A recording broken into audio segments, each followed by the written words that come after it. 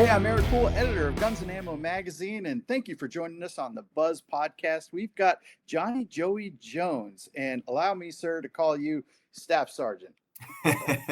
You're welcome Marine to, to but you Marine. certainly don't have to. Well, a lot of people are going to recognize you, of course, from your hosting duties with Fox News right now. Appreciate you taking the time to join us on this. And, one of the reasons I was interested in you is I met you back at a SHOT Show event in Las Vegas, probably in 2024. Got to know you over dinner pretty well there, and turns out you're actually a real gun guy. When I talk with people, kind of measure them a little bit, how serious they are uh, in their interest. But I was really impressed. Your awareness about firearms issues and your own interest in firearms is uh, typically unusual for the type of people we meet. How did you come about to become interested in firearms, and where are you at with that today, given your hectic schedule?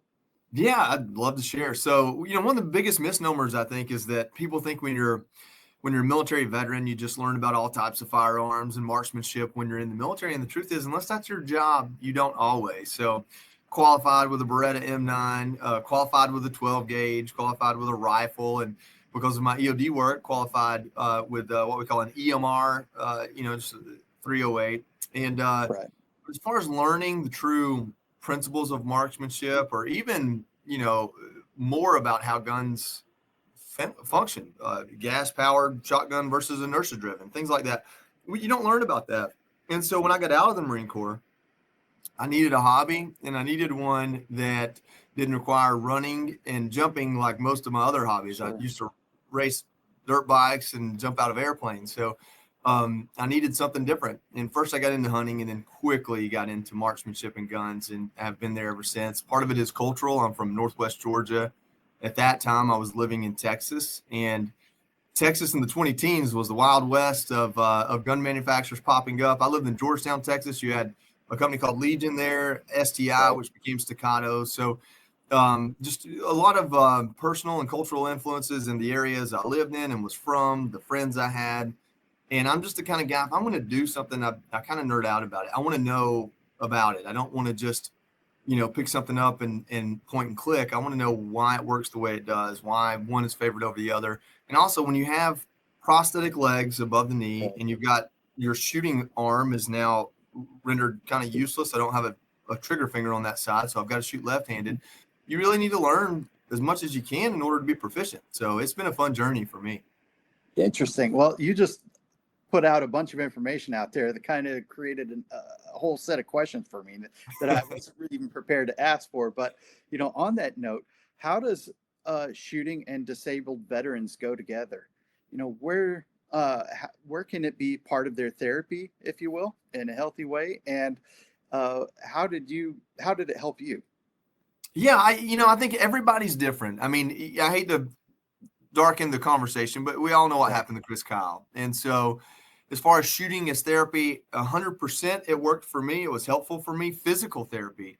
Mhm. But it like anything else, it needs to be done appropriately and through the right channels and with the right people. I think that guns are an intrinsic part of this country, and I think that it is one of the most defining elements of our Constitution. I think the fact that we are a citizenry that can be armed, ultimately, and this might aggravate people, but as much as our military is a defining principle of how much faith our government has in us and how much faith we have, or how much control we have over our government. So, if you're a veteran that has served this country, especially if you've been injured in combat, why not participate in a defining principle of our freedom and lead by example in doing so? The biggest problem with guns is that most people that don't like guns don't know guns. And so familiarizing people, not just making them feel comfortable with guns, but making them feel confident with guns, I think is how we protect our Second Amendment to begin with. So I think for disabled veterans or veterans of any kind, it makes complete sense to partake in the Second Amendment in a way that's knowledgeable, proficient. And as far as the physical agility of hunting, nothing that I did at Walter Reed gave me the balance and physical therapy that trying to duck hunt with a shotgun did on prosthetic legs with my left hand. So There were some very practical physical therapy elements when I got into duck hunting, all the way from learning to be left eye dominant. I was right eye dominant, then I lost my right trigger finger, so now I'm left eye Uh-huh. dominant. 10 years into shooting left-handed. So, Do you have any it's advice very for people that need to learn how to switch dominance? Is it an easy process? Are there any tricks, occluding the eye of your lens, for example?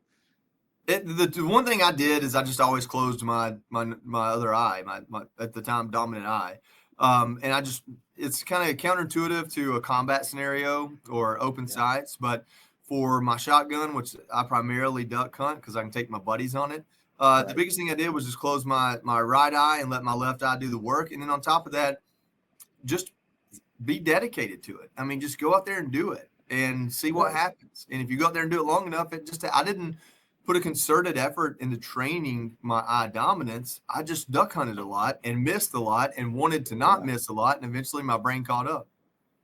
Has there been any duck hunt out there that you've always kind of had an eye on, if you will, and hope that you can go out and go after? You ever want to go to South Dakota, for example? It seems like they've got a pretty good flyway up there.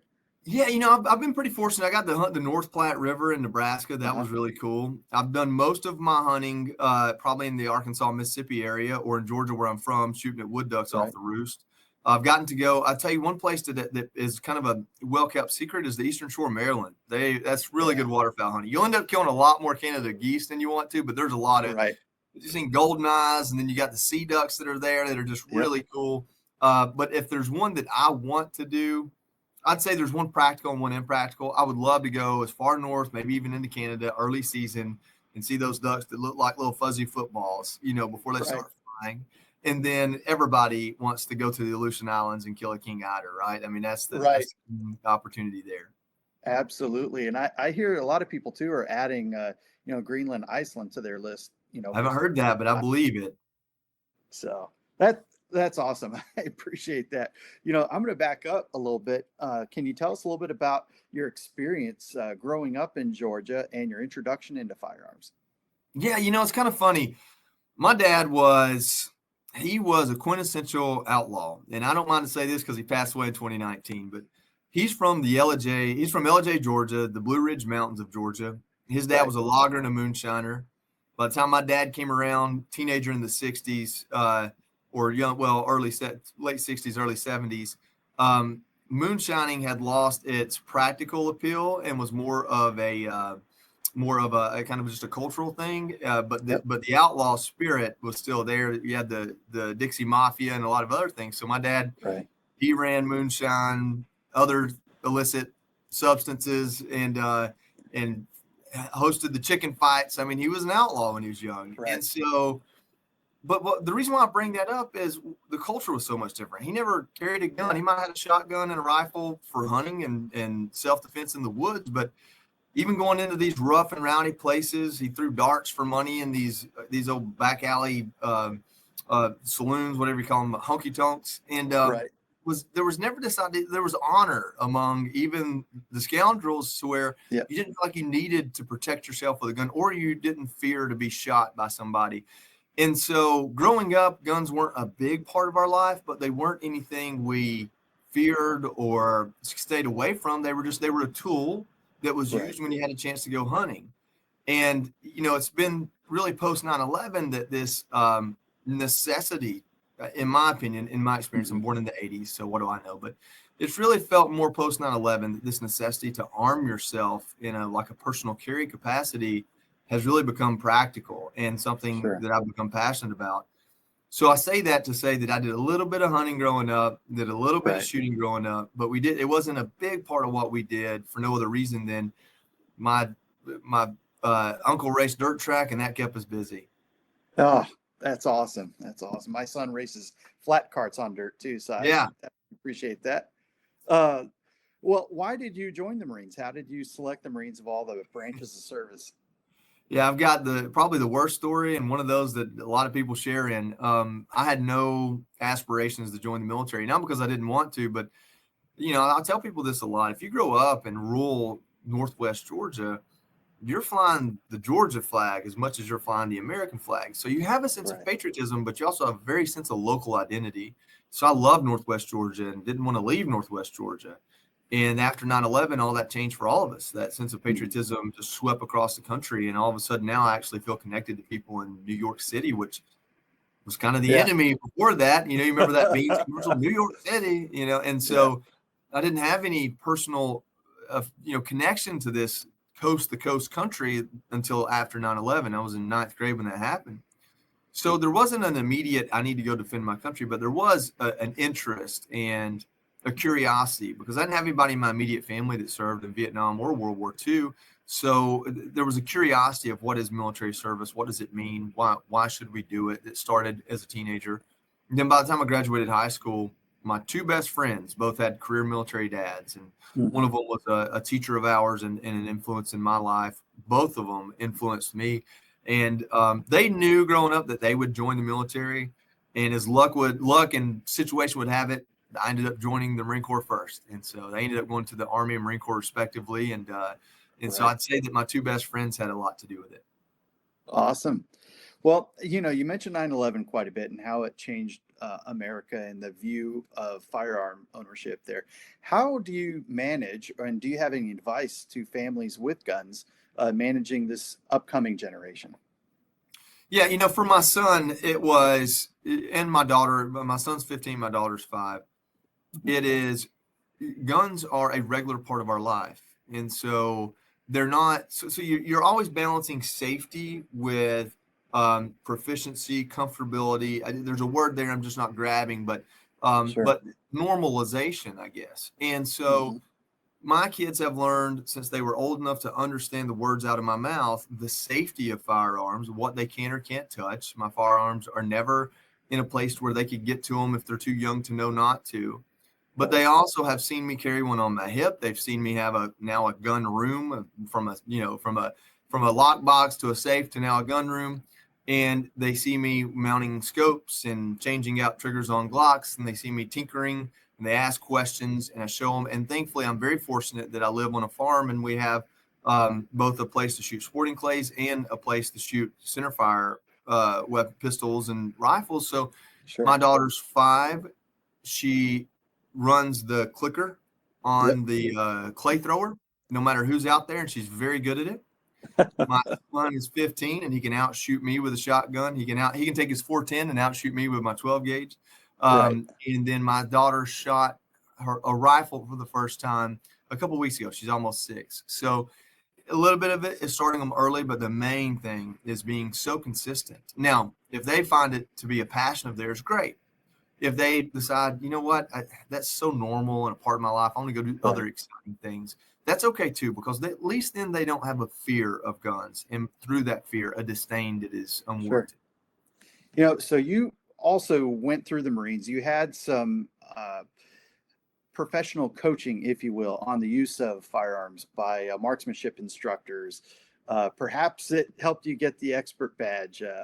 I don't know about that, but my senior drill instructor betting a case of beer on me is why I have an expert badge. I was not about to disappoint him and get myself in trouble. So he heard me speak, and he heard the redneck accent, and he goes, the second day after they picked us up, he goes, this kid right here definitely knows how to shoot. I bet a case of beer he gets the high score. And so that's why I have an expert badge. There was pressure from day 2 that I had to shoot well. Did that experience, were you able to glean any coaching tips or advice that actually helped you later on teach your kids or those that you encounter around you? Well, and so you understand the Marine Corps, we take marksmanship very seriously. And one of the ways we do that, for your audience that doesn't know, is we constantly, every year, every Marine qualifies with their rifle on a known distance, which is a 500-yard. And I'm so old, it used to be iron sights, and I wish it still was. And so you're doing precision fire from the prone all the way up to the standing, and you're doing rapid fire in the sitting and prone. And so when you do that, you have to have someone there to coach you, because it's important that everybody is proficient and qualified. So the way they do that is every unit in the Marine Corps sends a couple of guys and gals to an advanced course on coaching others to shoot well. And I did that. So I don't remember how much of it was boot camp, PMI, Right. or how much of it was coach's course, but you learn things like bone support and respiratory pause. And I can't quite get all the right terminology out real quick, Yeah. but I know the principles, the idea of relaxing your muscles and using your bones to hold it, stuff like that, proper sling placement, all the things of, by the time you squeeze the trigger, your brain and your blood is not focused anywhere else. Sure. And those things, and proper sight alignment and proper sight Yeah. picture, you just, it becomes second nature. Marine Corps is so good about putting this stuff into your DNA. I've absolutely used all of that with my kids. And I'll be honest with you, one of the first times I went to instruct my son, I had an ND, a negligent discharge. And, Right. and it was embarrassing and traumatizing, but it was also an amazing learning opportunity. Sure. So my son looked at me and goes, "Treat every weapon as if it's loaded, right, Dad?" I said, "You're absolutely right, son." And so that was it, like that's part of it. And so it's been really fun to share that with them. Oh, that's great advice. I noticed when you use terms like you just did, sight alignment, sight picture, trigger manipulation, the people that you're coaching often look up to you with a sense of authority, like, oh, this guy knows what he's talking about. I can trust that he's teaching me the right way. And they become more teachable. Are there any other ways or techniques that we can maybe connect with people? And how do you, I'm sure you've run into the situation where you've got a new shooter at a range that perhaps has no experience whatsoever, and you want to make that experience a positive one that encourages them to come back to the range. How do you approach new shooters? Yeah, the worst, I'm probably going to angle this a little bit different. The worst thing at a range, the only thing worse than a new bad shooter at a range is that guy who thinks he knows everything and is not friendly or even personable in how he approaches that person. Like, too many gun people have their defenses up so much because of the politics that even when they're among other people that want to learn, they kind of have this air about them, like, I can't believe you don't know that, or you've got that scope on backwards. Like, no matter how stupid somebody appears to be, there's a difference between willful stupidity and ignorance, just not knowing, having the desire to learn, but no teacher. And so every time you have the opportunity to be that teacher, humility first. Humble yourself before you humble someone else. And when you approach somebody, do it friendly. Ask questions rather than give commands. I'm telling you right now, there's no way I've done everything perfectly at a range. But if anybody came up to me and started talking to me in a patronizing, belittling way, I'm packing my stuff up and I'm leaving, and I'm never coming back. Not to that range, not around that person. So what have you done? You've discouraged someone from partaking in something that you're so passionate about, you think you're an expert on it, and you do that enough times and we don't get to do it anymore. Yeah. Well, one thing I wanted to thank you about was on television, you have very accurate descriptions of firearms and representations of the firearm culture, which is unusual on broadcast news. And as you know, as a gun guy, one of the annoying things to any one of us who is passionate or knowledgeable about any subject for that matter, is when you get a lot of the terminology wrong, or you misunderstand culture or misjudge us. But how can we, as a people, help educate the masses and correct the negative perceptions of certain types of firearms? As you know, what goes on right now with the black rifles, for example, but also activities such as competitive shooting, and showing people that there is positive to be seen out of this. No, absolutely. I think it's actually probably a more complex question than the single answer. I think to start from the beginning, it kind of dovetails with what I was just talking about being at the range. There are certain terminology that are infinitely more important than others. In other words, don't treat clip and magazine the same way you treat semi-automatic and automatic. Like, one of those is how somebody's going to take your rights away, and the other one is, did you grow up in LA or Georgia? You know what I'm saying? Like, yes, technically a clip is not a magazine, and we all understand why. But if you're arrogant and you're beating up on that, then you're not going to get to them about anything else. When it comes to semi-automatic and automatic, that's completely different. And that's something worth having a conversation with somebody about, and how we don't get to have just automatic weapons. Tell them how we got there. Explain to them that even gun owners have been a part of some of the regulation And that's why we're so reluctant to be a part of new regulation, because we work with the NRA, we do this, we do, what's it, Nixus or whatever it's called. And we come up with this idea that, hey, you can have a certain amount of authority over how we purchase guns because you won't develop a registry, and that's not something we want. And all of a sudden, now the ATF, FBI have a registry, a de facto registry. So, right. Like George Bush said, fool me once, fool me twice, you ain't gonna fool me again, And so Right. we can have knowledge about the history of our rights. That's most important. If you're gonna have passion and opinion, you got to back it up with knowledge, and then presentation. How do you present that knowledge? And you should do it with a smile on your face and joy in your heart, not some sort of arrogance or ego, or even just being mad about it. Like, listen, I will live in a world where I argue with somebody about just about every aspect of life at some point. If not them directly, I get to respond to what they said when I'm on TV. But if I only ever did it because I was pissed off, then I would never convince anybody or help inform anybody or make people feel represented. And so I think guns have to be the same way. How do you manage your support of firearm ownership and usage with corporate news colleagues who might might not want to share a positive view on the topic? Well, thankfully I work in conservative news. So the biggest problem in conservative news is that you have a lot of people who understand the principle of the Second Amendment and support it, but don't understand the practical use of the Second Amendment because they live somewhere like New York or DC where it's not really a part of the culture. And so I don't mind to say this, and I think Fox would be happy for me to say this. When I interviewed to become a contributor, the morning I interviewed to become a contributor at Fox, there was a segment on one of our shows, and there were two young men talking about firearms. One was for and one was against. And the one that was against said, when you turn 18, you can go buy a pistol and anywhere you want in the state and have it. And that's not true. And the one that was for firearms and the host didn't understand the law enough to correct that. And for that reason, I use that as an example when I interviewed to work here. Listen, it's not about intent, but knowledge and execution matter. And I think the leadership in this building was very sensitive to that and understood that and wanted that issue that is so important to so many Fox viewers to be well represented. And so for me, normally it's just, I have a lot of colleagues that are eager to learn and want to know more and will come to me and ask, hey, what exactly does this mean? Or producers that are putting together a show. Hey, this is, whether it be the gun used in the attempted assassinations on President Trump or in a mass shooting or, in something much more benign, like going out to a sporting clay charity fundraiser and Fox letting me shoot sporting clays on live TV and eject the shells right into the camera with the smoke and make it absolutely beautiful and Americana. I've been very well supported both in my passion for shooting, but also my advocacy for the Second Amendment. Look behind the curtain.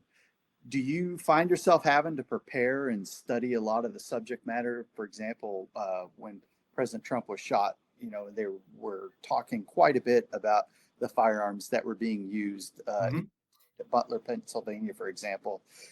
Did you have to then, do you pull yourself back, do a lot of research before you go on the air and start talking about those subjects, or is it more natural to you because of your experience?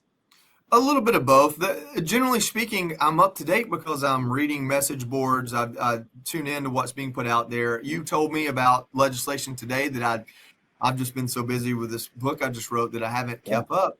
And so because you gave me that little mention, I'll go do my research today. But generally speaking, I'm going to double check and triple check a fact I know to be true or find the real number behind a stat that I like to quote. And it's more about refining, and because this is such a hot topic that if you get one thing wrong, you're going to get it from both sides. You're going to get it from the people that hate guns, and you're going to get it from the people that like guns. Oh, you said clip, not magazine. You're going to get that. So it is important to be as accurate as humanly possible. So the other side of it is I'm passionate about it. So you don't have to, when you're writing research papers on things you're passionate about, you're not researching. You're taking what's in you and putting it out there. And so it's just, it's a lot. It has to be genuine and authentic. And that's one thing I'll say is a little bit off topic about the people in this building that you see on Fox News Channel. People ask all the time, is that person like you see them on TV? And it's like, listen, none of us are actors. It has to be genuine and authentic. If we get angry, we're angry. If we're laughing, we're laughing. And if we spout off knowledge about something, it's because that's what we believe, and we've spent the time off camera to learn about it. Interesting. Well, you mentioned also about the book that you've been working on, but before I get into your latest book, you know, Behind the Bad, Answering the Call to Serve on America's Home Front, it wasn't your first. You've also had Unbroken Bonds of Battle coming out there. Now, I've been a follower of yours since 2019, but can you catch us up a little bit about your books, what motivates the topics that you choose to write about, and the process that you go through? I'd love to hear about all of that, as well as, how you manage your time to even get this in. Yeah, well, time management is the problem. That's why I was 10 minutes late getting on here with you. So that's the part I've got to figure out. I'm important enough to be wanted in all the places, but I'm not important enough to hire people to help me with it. So we're still figuring that out. The first book, Unbroken Bonds of Battle, is as much a passion project as anything in my life. And the second book actually became the same thing. Full disclosure, Fox and HarperCollins, a sister company, came to me and said, listen, you were in this book Pete Hegseth wrote called Modern Warriors, where he profiled maybe it was 9 to 12 modern warriors. And it was an idea that Pete came up with. He was working on other books, and they had plans to do a second Modern Warriors book. So they came and said, would you like to do this book? Because there are stories that still need to be told. And I said, I would love to. So I called Pete and said, hey, do you mind if I take up the mantle on this? He said, hey, I'd love for you to. There's nobody else. I handpicked you. And so I started working with him. And what I quickly realized is that if I was going to write a book, I wanted it to be a book I want to write.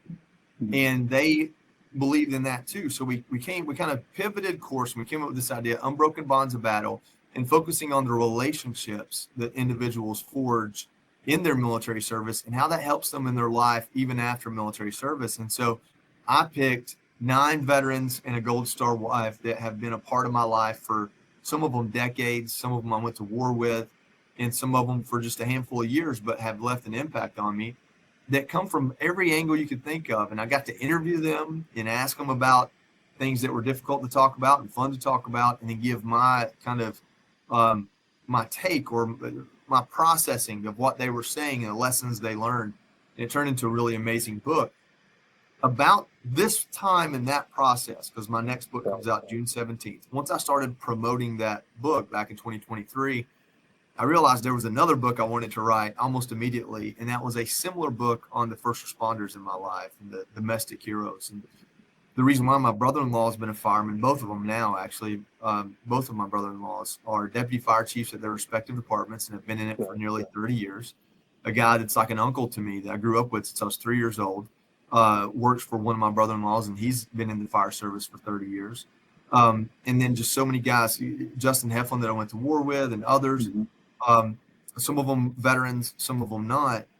And what I learned on these hunting trips that we take to go deer hunting in Texas or duck hunting in Arkansas and sitting by a campfire is a couple of things. And the most important thing was they experience a type of trauma, even those of us that go to war don't. And it's almost completely unrecognized by our citizenry. And so how can you share those stories and enlighten people? Not tell them what to do or what to think, but give them a chance to read it and feel it for themselves. Sure. So I've read this latest book. You were gracious enough to give me an advanced copy to read through, and it's really interesting. And as a veteran myself, I was in Iraq in 2003, but my experience in that high intense situation, it's been more than 20 years ago now, but it was also limited to about 8 or 9 months, if I'm being honest with myself. And what I saw from, your latest book comes out June 17th, is these guys are facing those intense situations and decision-making processes on a daily routine. I mean, if anybody, needs to seek therapy at some point, it should be some of these folks. I mean, they deserve it. And they even deserve our admiration and respect to a level that we inherently also give to troops. And I'm not sure first responders get that. Is that part of your message in writing it? Yeah, there are two elements to this. One of them I knew going into it, and the other one I learned coming out of it. And which has been the best part about the book is if you can write a book and then learn from the book you wrote, that's pretty cool. And so the first part going into it was this idea that a lot of people have, they think 9/11, Oklahoma City, Right. mass casualty incident, a shooting or a truck running through, the guy in New Orleans at New Year's this year. They think about these monumental events, wildfires, Mhm. earthquakes, where first responders are put to the task to do something that seems insurmountable. And that's the Chicago fire, the TV shows. What people don't realize is that somebody ODs in every small town of this country Right. every day. There's a domestic violence that results in injury in just about every small town in this country every day. There's a car wreck that results in a fatality just Yeah. about every town, So even if it's not a 5-story building catching on fire and climbing up a ladder into a burning building, the idea that you're walking over there, and excuse me for being completely raw in this, but Mhm. you're walking over there and you're observing or picking up off the ground a child that was just killed in a Right. freak accident, and that's your job every day, and the propensity for that to happen is much higher even in small towns than people realize. When I wrote this book, it was inspired by those small town firemen that I'm really close to, but once I decided to write the book, it was to show people that the type of trauma that these first responders, police officers, firemen, border patrol agents, game wardens, even the type of do this now and save a life, or live the rest of your life knowing somebody passed away, or notify this family of the worst news ever. I mean, one of the taglines, I didn't even put it in the book because I came up with it afterwards, is Right. is basically the worst day of our lives is a regular day on the job for them. So that's what I knew going into the book. Then coming out of the book was this idea that we've had this national conversation about veterans mental health for 20 Yep. years. We have a federal department working on it. We have Yep. nonprofits from coast to coast. This is happening for them in a grassroots way. It's in the precinct, in the fire hall, on the sniper team, the SWAT team. It's very much they're 10, 15 years behind the military in raising awareness and getting resources. Right. I could see many sequels to this book, Behind the Badge, even to tell. There's so many stories that haven't been told about this. You have 3 parts broken up in this book: Answering the Call, part 1, part 2, Enduring the Trauma, and part 3, Duty of Discernment. And what a poignant way to organize the read of this book, which is a super easy read. Anybody, I actually have a 6th grader, he'd enjoy it. So Yeah. Well, I'm from Northwest Georgia, so yeah. we're gonna keep the words simple and the points matter of fact. Yes. So, great job in putting this book together. If I can encourage something, if you have any interest, I'd love to see you write a Second Amendment book one day if a topic ever inspires you. But, uh, Staff Sergeant Jones, you're an inspiration to veterans, including disabled veterans, especially those of us seeking a successful career beyond the uniform. Do you have any final advice to service members and veterans attempting to make that transition into the world and searching for success? Yeah, absolutely. I have a more than I should take time for, but I'll try to make it simple and concise. This is the work I did before I started with Fox. I think the first and most important thing is to learn who you are.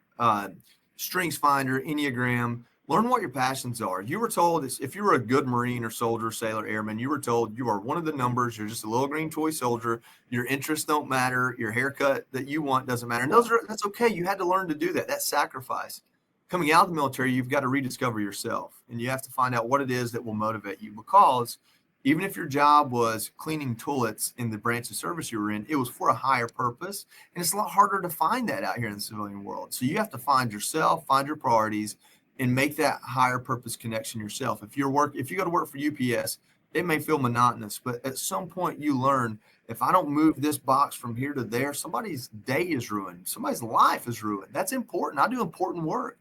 And finding the purpose in what you do through what you can be passionate about, that's the big thing. And then secondly, it's kind of easier said than done, but understand that we're the first generation mine to enlist in the military with a kind of lifelong promise. You're going to get education, you're going to get health care, you're going to get a pension if you're hurt. That's great. That doesn't mean you stop there. That doesn't mean that you are a veteran by career for the rest of your life. You're not in a second retirement. You've left one opportunity, and now it's time to go find another.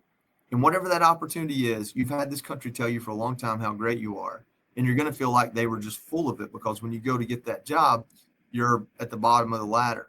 Being a veteran and all the education and courses and schools you did and all of the clout that came with it among your peers, the way they translate in the civilian world isn't because that civilian boss is going to look at that and recognize that and make you a manager. The way they translate is what they actually did, what they taught you. So you may start at the same bottom of the ladder as the 22-year-old out of college.